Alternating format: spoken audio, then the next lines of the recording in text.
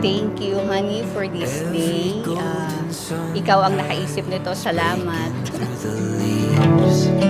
Songbirds in the morning, an ancient melody.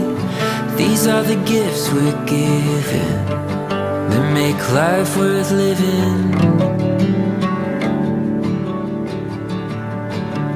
Let's enjoy yung experience natin this time. We can, share this, eventually following years later, no? So we'll go back on this experience, no?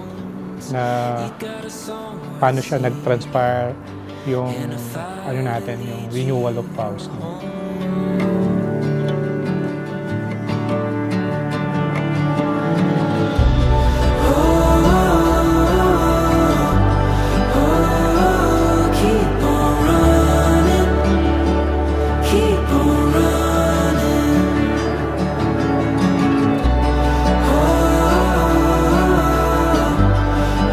I pray na as the years go by, yung passion natin na para maging strong pa yung relationship natin, yung married life, at the same time, yung stronger in faith na laging kay Lord nakasenter yung ating buhay, yung ating family. To let love be the guide, you got a song worth singing and a fire to lead you on.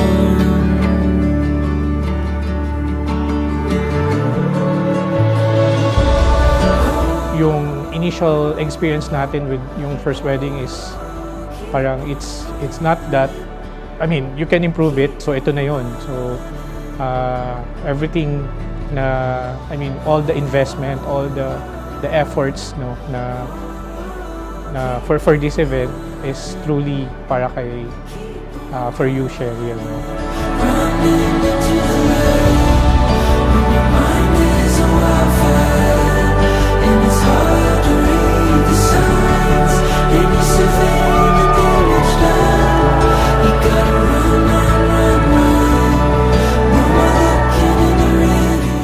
Thank you so much for this day. Thank you for loving me. Thank you for being a good father to our kids.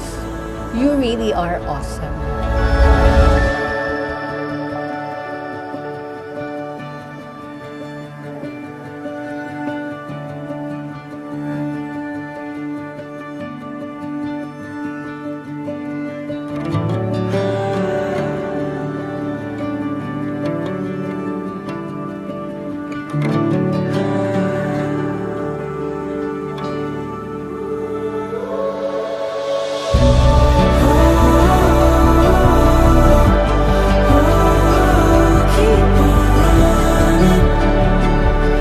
Of course, as yung pinangako ko sa'yo during the wedding and together with our kids, of course, I'll be providing you convenience, no, that I can, the best that I can.